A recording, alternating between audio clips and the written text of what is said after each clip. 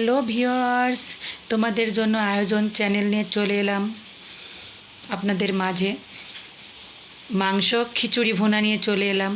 দেখেন আমি ডাউলগুলো ভালো করে ধুয়ে পরিষ্কার করে নিয়েছি। নিয়ে চুলাতে সসপ্যান বসিয়ে দিয়ে আমি চাউলের মধ্যে যে উপকরণগুলো দিয়েছি, রসুন, পেঁয়াজ, কাঁচামরিচ, জিরা, এলাচ, লবঙ্গ, গোলমরিচ, তেজপাতা, ধনিয়া গুঁড়া, হলুদের গুঁড়া, স্বাদ মতো লবণ, সয়াবিন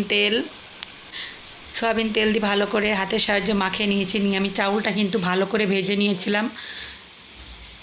ভেজে নিয়ে দেখেন আমি পানি দিয়ে দিয়েছি। পানিটা পরিমাণ মতো পানি অ্যাড করেছি। পানিটা কিন্তু আমার ফুটে দেখেন আমার খিচুড়িটা কিন্তু ফুটে এসছে।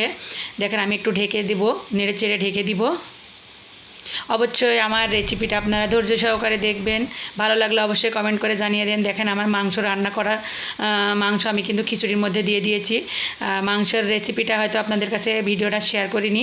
অবশ্যই অন্য ভিডিওতে আমি আসব, কিন্তু রেসিপিটা অনেক বড় হয়ে যাবে, তার জন্য আমি শেয়ার করতে পারলাম না।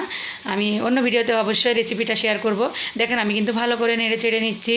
অবশ্যই আমার রেসিপিটা ধৈর্য সহকারে দেখবেন। আর যদি ভালো লাগে, দেশ এবং দেশের বাইরে থেকে যে আপু এবং ভাইয়ারা দেখেন, আপনারা অবশ্যই লাইক, কমেন্ট, সাবস্ক্রাইব করতে ভুলবেন না। আর যারা করেছেন তাদেরকেও অসংখ্য ধন্যবাদ। আমার মাংস খিচুড়ি ভুনা কেমন হয়েছে অবশ্যই কমেন্ট করে জানিয়ে দেন আপু এবং ভাইয়ারা। দেখেন আমার খিচুড়ির ফাইনাল লুক।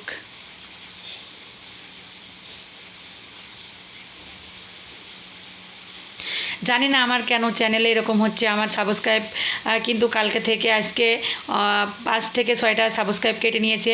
যেই সাবস্ক্রাইব বাড়ছে সেই কেটে নিচ্ছে। কেন কেটে নিচ্ছে, কী জন্য কেটে নিচ্ছে জানি না।